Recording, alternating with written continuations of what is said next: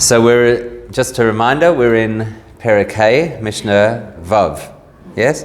Sixth Mishnah, 5th chapter, part 2. So last week we started the Mishnah. We spoke about the fact that this is the Mishnah that describes the 10 things that were created at twilight on the original Friday at the end of the process of creation. And we went through the list and we identified what they are, why these things are. And I said to you last week that this week we would talk about the significance of twilight and use that really to understand what's going on in this Mishnah. I'm also going to show you in today's lesson, we're also going to see that there are two versions of how the Mishnah ends. Last week we went with the one version, and today we're going to go with the other version. Now, all the difference between the two versions is what the final Yesh Oimrim says. So just remember that there was the 10 things created during the twilight period. Then there was Yesh Oimrim. There was an opinion that added another 3. That's how we learned it last week. And then another Yesh Oimrim that added another 1. But there's another version of the Mishnah that says the first Yesh Oimrim adds 2 additional things that were created at twilight, and the second Yesh Oimrim adds 2. Okay, so that's how we're going to examine the Mishnah today. And you'll see why that is significant as we go along. But let's talk for a moment about twilight. What is the significance of twilight? And more specifically, what is the significance of a Friday twilight? Okay, so let's try and understand. Before we get into the Friday specific, what is significance about twilight? Well, what comes to mind when you think about twilight? End of the day. End of the day. Okay. What else? Right, it's a time. It's interesting because if you drive at that time of the day, you'll often see that it's more difficult to adjust to the light than it is when it's fully dark, because it's kind of this in between time. Okay. What else? What else strikes you about twilight? That is, think even from a perspective of halacha, right? It's the same as sundown. Well, twilight is effectively between sunset and full dark. That's the period of twilight. Yeah, so I'm saying it's after that. It's after the sun is down, and now it's not yet full nighttime. So what do we know halachically about twilight? Sorry, I was just going to ask about like Plaga Mincha and stuff. Okay, Plaga Mincha is earlier. It's considerably earlier than this. So in Hebrew, the term that we use for twilight is Bein Hashmoshois, which is an interesting word, right? So Shmoshois is obviously a plural word. What would the singular be? Shemesh, right? Right? So if you're going to say Shmoshois is the plural of Shemesh, what does it sound like? It's in between what? Suns. They're not two suns, right? That's what it sounds like. So what do we mean when we say Shmoshois? Okay? So, but what do we mean? What does the word mean? What is it? There's another word. It's the same letters as the word Shemesh, and it's a different word. What does it mean? Another word. What is it? No, I'm saying the Shin Mem Shin, just with different vowels. Shamash, right? The Shamash in the shul. Yes. What does a Shamash mean? A Shamash means somebody who assists or plays a particular role that is for the benefit of others. So the word is mishamesh is the verb. You're mishamesh, you service somebody else. So Shemoshois is the period between the two primary energy sources that service our 24-hour period, one being the sun and one being the moon. So Bein HaShmoshois is somewhere between the sun time and the moon time. That's really what twilight, that's what it is. Twilight, right? There's two lights. It's kind of not really the sun, it's not really the moon. So that's what's happening at that time of the day. So what's the significance of this now? For example, halachically, what happens Bein HaShmoshois halachically? A whole lot of things happen, right? It's nishtahin or nishtaher, as they say in the classics, which means, let's say for argument's sake, a baby boy is born a natural birth on Friday during twilight. When will he have his bris? Sunday. Can't have his bris on Friday, that's for sure, because we're not sure if Friday is the following Friday is going to be the 8th day. So by rights, he should have his bris on Shabbos. But now we have a doubt whether he was actually born on Shabbos, because maybe twilight was Friday. So you can't break Shabbos, because having a bris technically breaks certain rules of Shabbos. So he can't have his bris on Shabbos because perhaps he was actually born on Friday. So the bris lands up on Sunday. So what is twilight? It's nishtahenu nishtahir. Right? Neither here nor there. You don't know. You don't know what it is. Is it this day or is it the next day? So for example, if you have certain, and you have to get a proper halachic insight into this, I'm talking very broadly, but if you have certain emergencies on Friday, bein hashmashos, it does not have the same laws as if it was an emergency on Shabbos itself. So there's more leeway in terms of what you could do during that period, because it's not 100% Shabbos yet.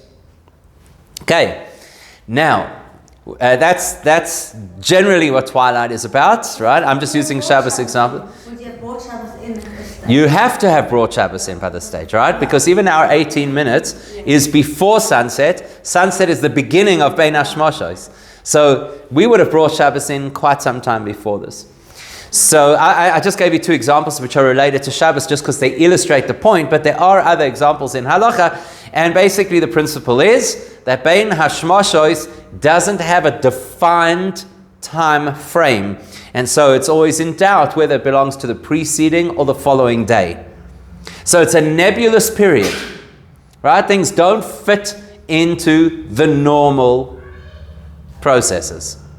So if you have a look at the things that are on our list that were created Bein Hashmashos, you will see exactly that. They don't fit into the regular system. So for example, the earth that opens up, or the talking donkey, etc. These are things that don't belong to the regular system.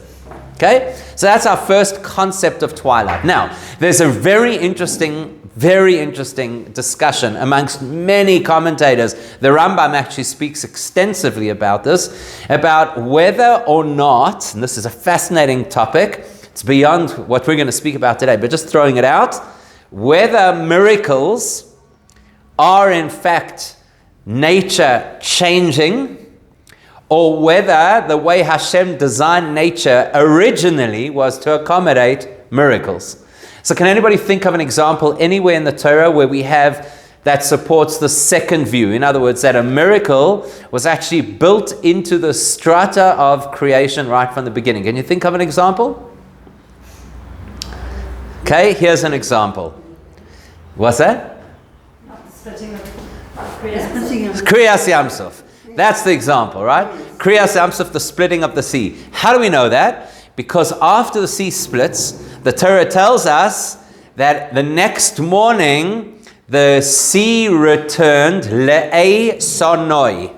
Eitan, right? What does eitan mean? Power. So the sea returned le'ei sonoi, to its original power. So the fact that the sea had split open was obviously not the natural power of the ocean. So it had been split open, and now it returned back to its original power. Ei sonoi, says the Gemara, is the same letters as the word tenoi, tenai. You know what a tenai is? A condition. So choize litnoi, that it returned to the original condition that Hashem had made with the sea. And from that the Gemara understands that when Hashem created the sea in the first place, the condition for its existence would be that when required, you'll open up to allow the Jews through. So using that as an example, as well as others, there's a whole school of thought that says miracles, certainly those higher level miracles, were actually built into the creative process from the beginning. So the sea was created to split. Okay? When I heard about the tsunami, I just said Hashem has a reason. Okay, that's not a miracle. That's fully within nature. Okay? That's absolutely natural. As opposed to a miracle. But it even had the 12, like... That's how you know that it's miraculous, right? And prepared for like the 12 tribes to level. Correct. So what you're saying is that shows that it was obviously planned. Yeah. Exactly.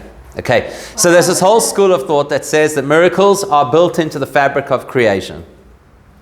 Wow, that word called Eitanim. Oh, okay, so it's another whole interesting conversation. But one reason is because they are the strength on which the Jewish people are built. So it's that same point, right? Eitan, which is strong. Now, here's the thing. That is in creation. We're talking about twilight. Twilight is now after creation has finished. And so this school of thought that says miracles were all built into the fabric of creation will argue that these 10 things on this list are not part of the regular creation process. They're kind of addenda. They were added on afterwards. And as we learned last week, there's a number of different reasons, because either they are because of human poor choices and therefore we need these responses like that Barbanel told us last week, or various other reasons. But we're going to look at something altogether different. Why were humans created last? What does the Gemara tell us? That everything was ready, right? So the Gemara says very interestingly that there's a pasuk in Tehillim, Achor v'kedem tzartani. I was created last and first. So the Gemara says, how can you be last and first? Therefore, answers the Gemara, what it means is that chronologically we were created last, but intentionally we were created first. So if you have an intention, you first prepare everything else that's going to be there to serve as that intention, and then you introduce your intention.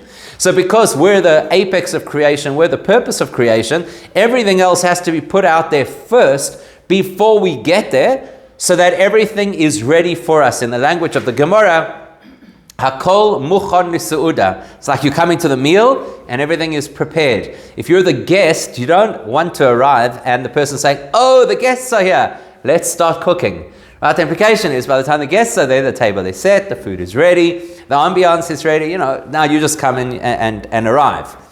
So Adam Harishon, and then of course followed immediately by Chava, they are to arrive into a world that is ready. It's ready for them. Let's take that one layer deeper. What does it mean the world is ready for us? What does that mean? That Hashem loves human beings, and if we wanted to make sure that there was food available and there were animals that either we could use as pets or we could use as industrial animals, whatever the case. Is that what it means? Is that what it means? That Hashem loves us so much, and therefore He decided that the whole world should be ready for us by the time we get there. Can we not take this a little bit deeper? What do you think it means on a deeper level? Okay, let's change the question slightly. Why are we here? To serve Hashem. It says it very clearly right at the beginning that Hashem took Adam vayanechehu began Eden. He put him into Gan Eden le'ovda u'le'shamra, to service the garden and to protect the garden. And the implication is to service Hashem through the garden and to protect that nothing negative would come into the garden, which unfortunately they weren't able to uphold because, of course, we know they ate the forbidden fruit. So what's the purpose of being a human, and much, much more so a Jewish human who has a much higher responsibility? What is the purpose of being human? To serve Hashem.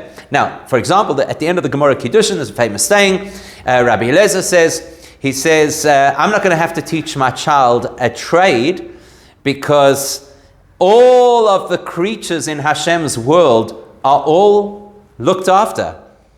They don't have to, he says, have you ever seen a fox who was a tailor? Right? You ever seen an animal who had to go get a job? And ever seen an animal standing on the side of the road saying, I have these qualifications, please hire me.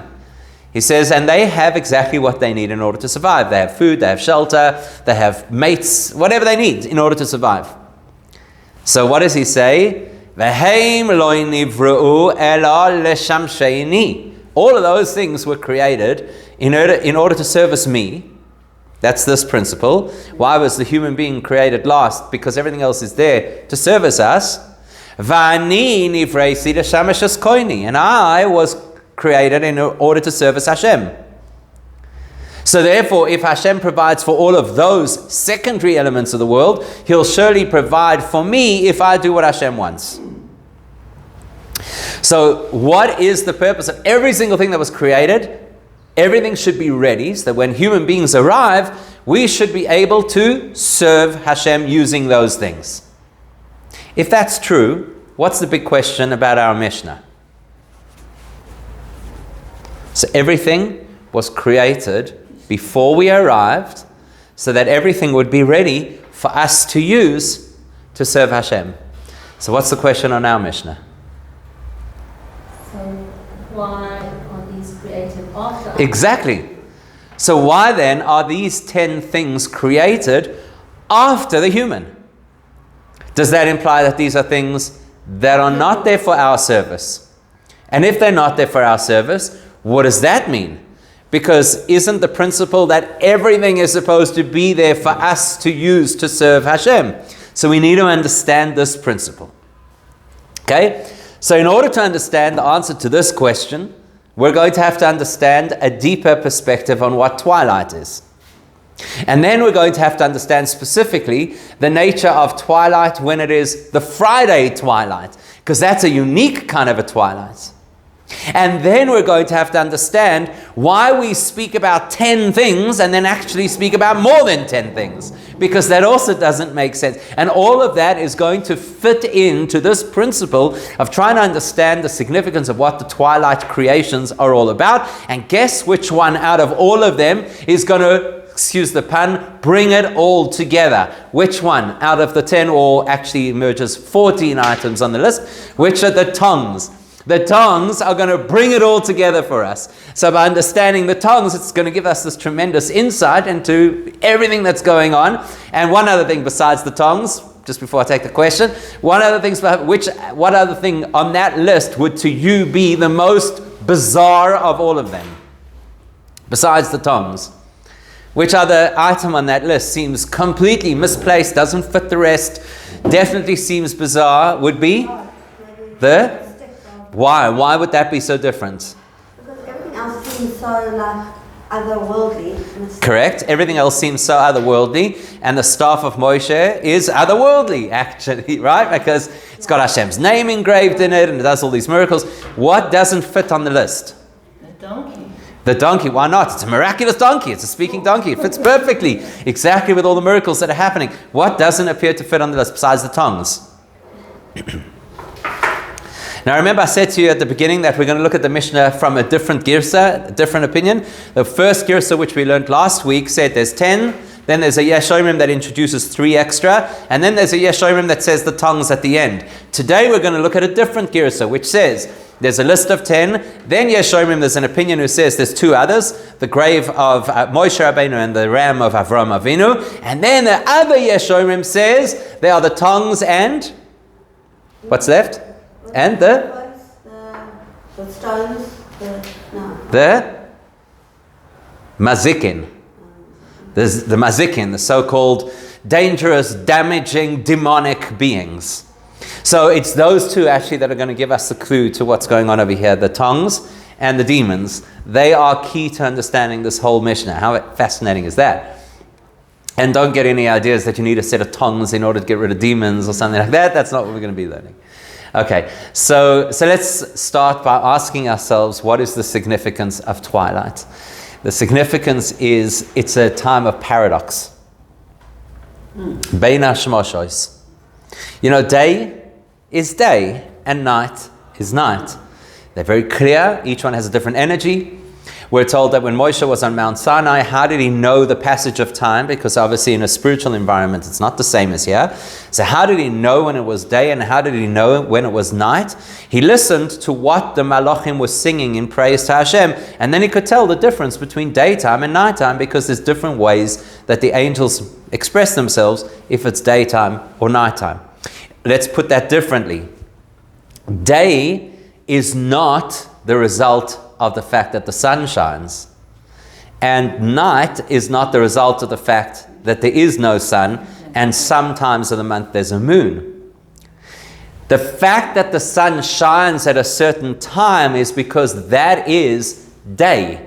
Day is a spiritual construct that then translates into a physical manifestation called the sun. And night is a spiritual construct. And that is manifest in darkness and the reflective light of the sun through the moon. But it's not the other way around. It's not because it's daytime, therefore there's a spiritual energy about it. It's because there's a spiritual energy about it, that's why it's daytime. So we can split the energy of day and the energy of night very conveniently into two spiritual energies called, anybody know? Chesed and Gevurah. Daytime is associated with the energy of Chesed. How do we know that? How do we know that? Yes, exactly, right? Lahagid baboiker chastecha.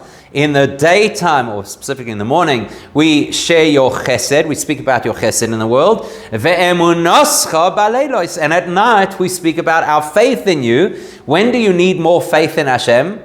In the dark times. So very practically, light means I can see what's going on. That's chesed. I can see Hashem's goodness. Night, I don't see Hashem's goodness. That's Gevurah. So to put that into simple language, when we're nice to our children, they like us. When we discipline our children, not so much.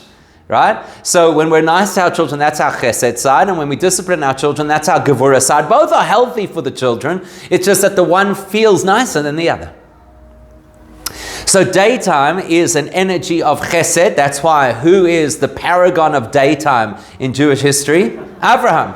Vayashkem Abraham baboiker. Abraham is a morning person. That's what he is. He's a morning person, right? And Abraham is also the person who makes a prayer for the mornings. Shachris. Who is the evening person? Now I know what you're going to say. You're going to say Yaakov. That's what you're going to say, because he made up Ma'ariv. But actually it's Yitzchak, because it says that Yitzchak goes out, lasuach basadeh, goes out to speak in the field, which is an expression of prayer, when lifnois erev, when it's about to become nighttime. He's preparing us for the night, because Yitzchak is the person whose energy represents Gevurah, so he kind of empowers us to handle the nights. He's also blind and lives in the dark. Which means that he has a lot of Gevurah in his life, right? In personal Gevurah, I mean, Yitzchak physically is blind. Also, Yitzchak is the person who, when his father says to him, would you just step up here onto this altar? I'm going to tie you up. Yitzchak says, sure. Because he's that high-level discipline of Gevurah. If that's what Hashem wants, that's what I'm going to do. Right? Was he born blind? No, he becomes blind much later in life. So, okay, so we got Chesed and Gevurah. Now, how do you accommodate both? It's not really possible. No. When you're in Chesed mode, you're in Chesed mode. When you're in Gevurah mode, you're in Gevurah mode. It's not so simple to accommodate the two of them simultaneously. I'm not saying it's not possible, it's just not simple. So therefore, twilight represents this blending of two different energies that by rights don't belong together. But twilight, that's what's happening. Bein hashmoshos, we're kind of in between. It's not a weak state where there's no sun and no moon. It's a powerful state where you have a blend of the sun and the moon. So there's a little bit of sun in the air. You know, you can still see the haze of the sunset, and potentially the moon is in the sky. So it's this blending of two completely different opposing energies. Now, in order to blend two things that are opposing, the only way to do that is to use a power that is greater than the sum of the two of them. So for example, there's a brisa that we actually say in the morning in our davening. Rabbi Shmuel teaches 13 ways that you could interpret the Torah. The last out of the 13 ways it's actually relevant. We just read about it in last week's parasha. Rashi gave us an example. What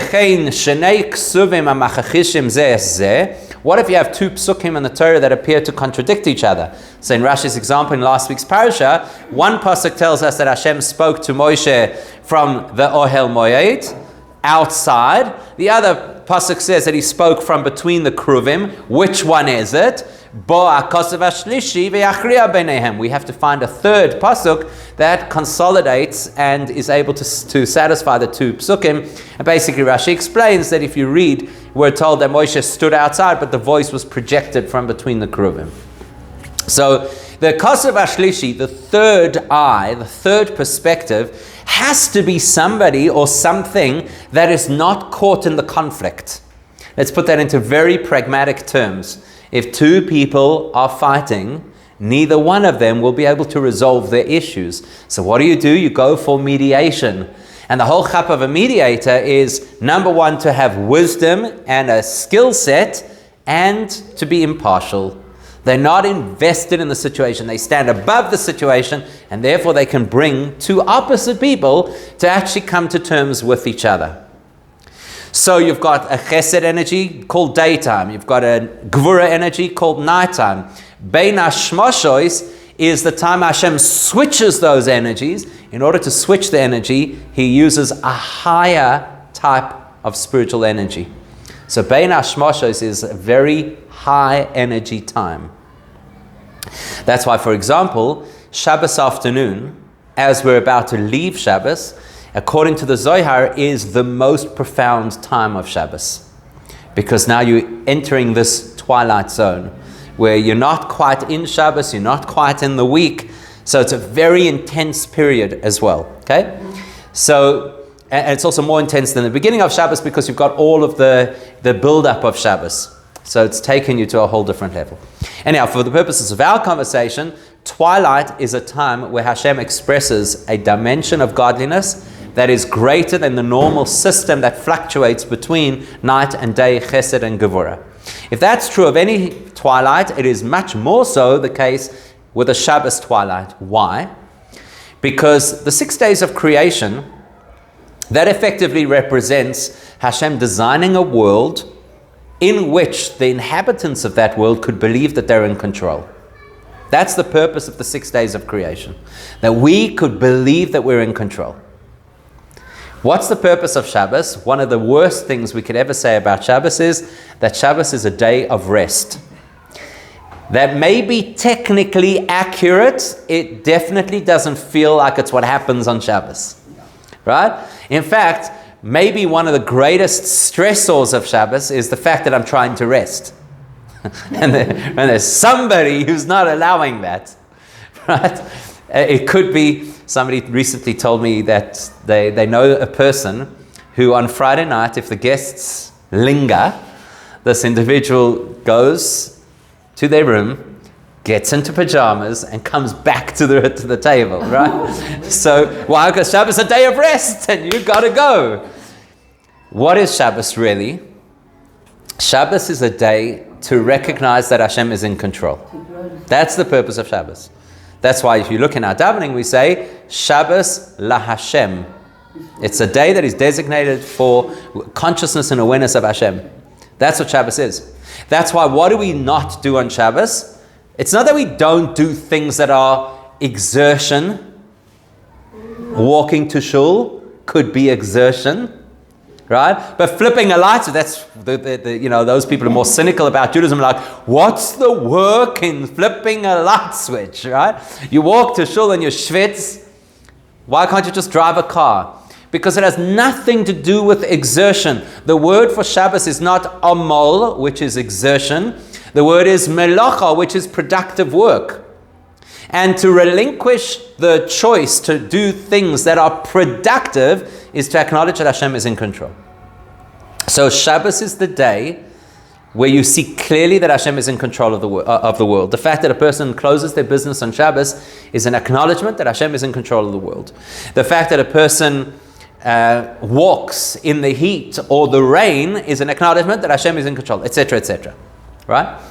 So you've got the weekdays where the intention of the weekdays is to allow human beings to be productive, etc. And then you've got Shabbos, which is to acknowledge Hashem's dominion. Twilight is where Shabbos starts to seep into the week. That means to say what used to be part of the weekday is now technically Shabbos. Shabbos has chapped a little bit of the week. Hashem's dominion has stepped into our week as well. Okay, that's the significance of the time of twilight. And Hashem's dominion, besides the fact obviously that Hashem is in control and etc., etc., most importantly, Hashem's dominion means that all of the rules that are part of how the weekdays work can be suspended when Hashem is in control. So we can anticipate that whatever's going to happen in twilight is not going to behave according to the rules. So the earth's going to open up, the donkey's going to speak, there's going to be manna from heaven, there'll be etchings on the luchos that you could read from all directions, etc. You can expect that things are going to happen that are not within the normal natural order. But the truth is, all of those things are really, they're nice, they're interesting, they're exciting, but they don't actually speak to us. In other words, great, so there was a talking donkey once upon a time. What does it have to do with me now? How does it relate to my service of Hashem or my growth as a Jewish person now? Or the fact that the earth opened to swallow Korach, or even the fact that the Luchos had this magnificent magical script. It's all very nice, and we agree and we believe it, and it's inspiring for us, but why? How does it talk to me now?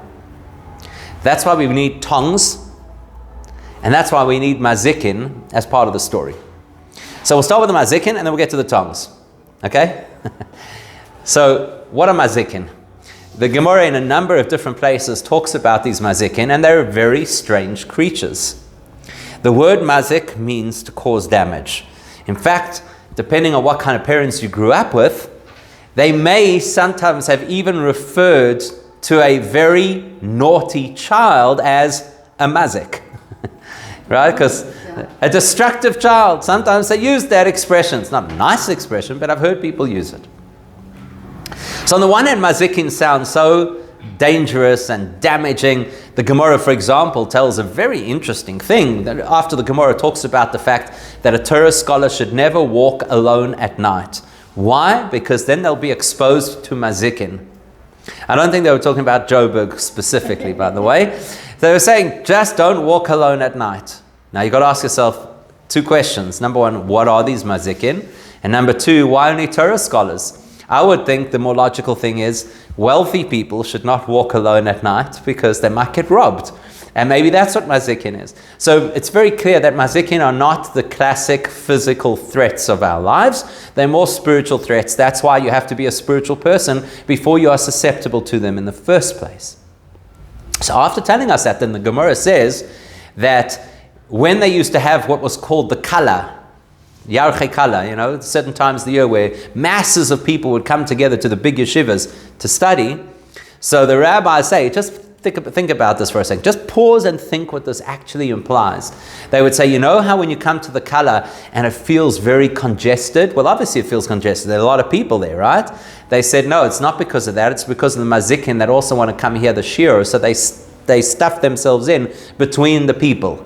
That's why it feels more claustrophobic than usual.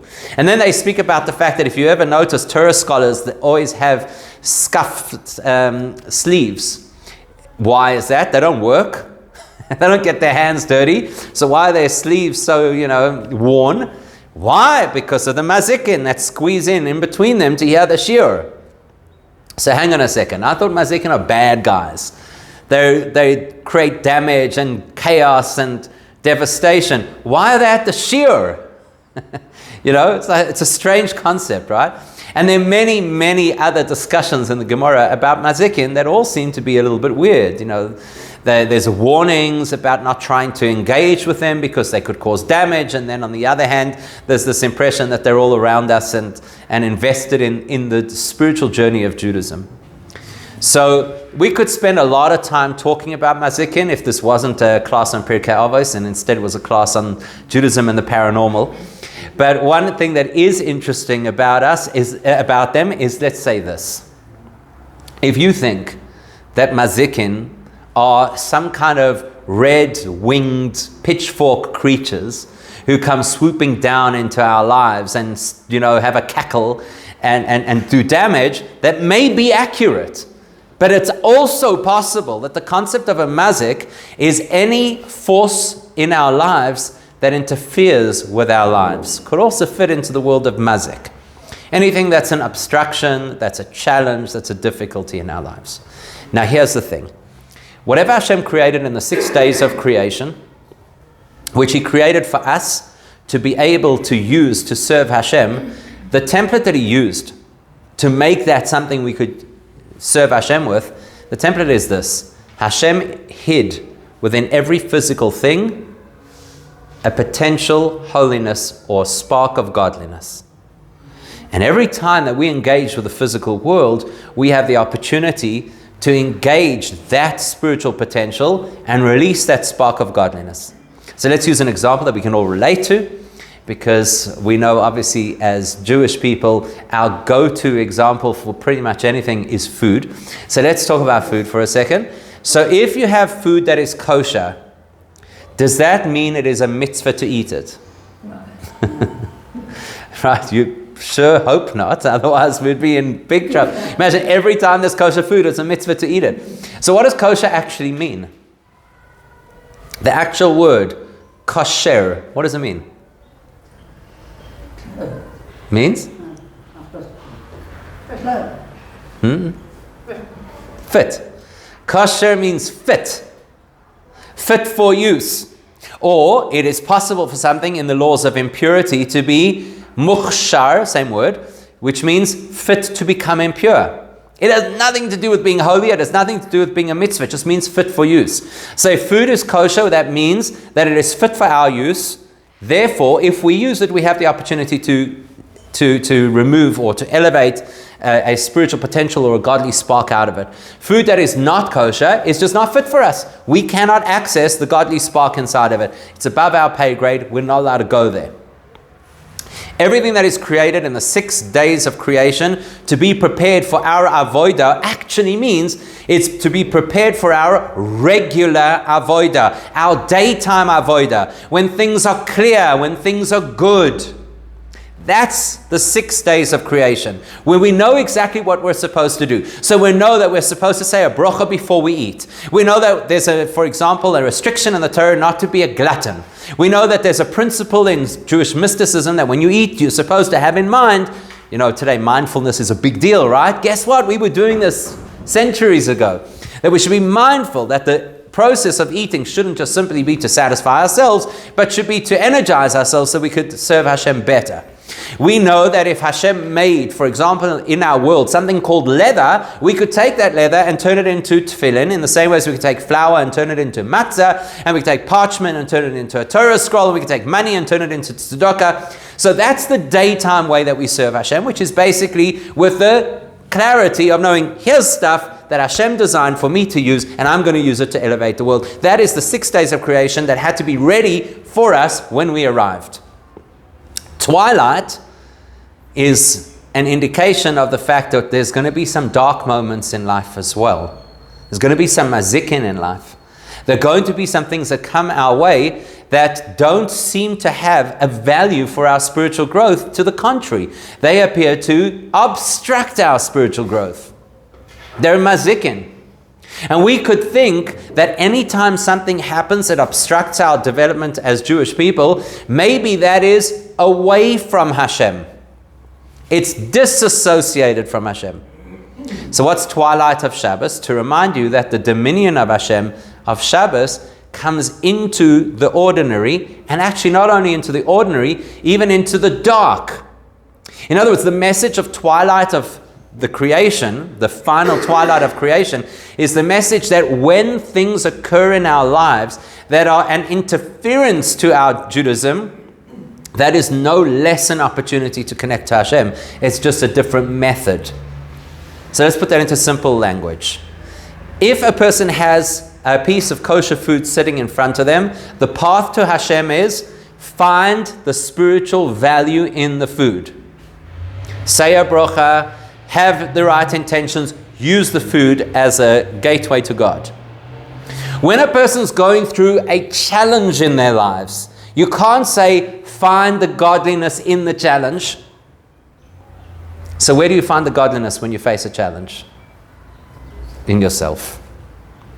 So the prediction about Mashiach is, Mashbis mazikin min ha'olam, that there will be a time where Hashem completely neutralizes all forces of interference or damage from the world. You hear the word? Mashbis. From the word Shabbos.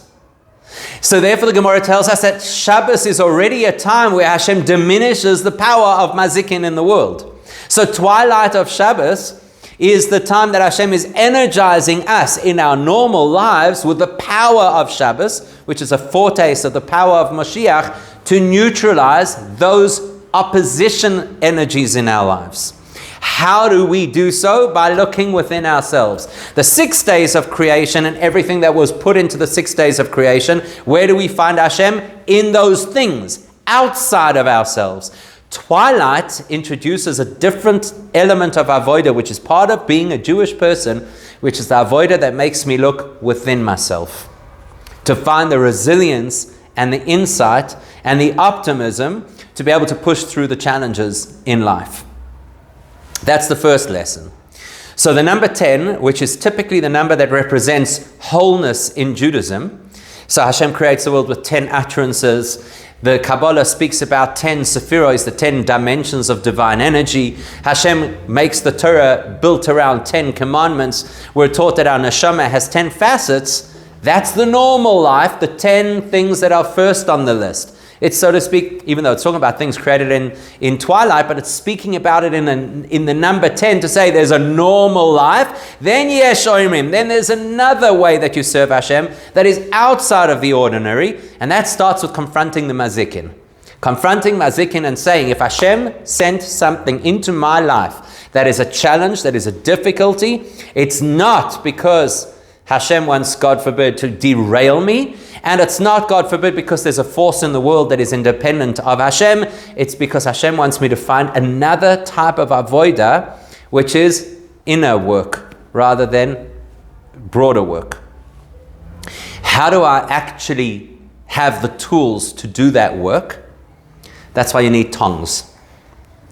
Now, what tongs do, two things that are significant about tongs. The first thing is the way that the tongs operate is that as you pull them apart, as you pull the handles apart, the tongs come together to be able to hold the item that you need to move, right? That's how tongs work.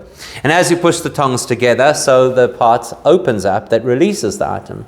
So in other words, the action that you're doing and the result kind of look opposite, which is interesting, right? And what that implies is, effectively, what you're doing is you're bringing together opposites. That's exactly what's happening. You've got this paradoxical reality. In the same way as twilight brings together chesed and gevurah, tongs brings together a paradox. That as I do a gevurah move things apart, it creates a chesed result. It brings things together, which is quite fascinating, right? So it's telling me that there's a tool in my life that is a paradoxical tool. Okay, that's all very nice and abstract, but what does it mean in tachlis?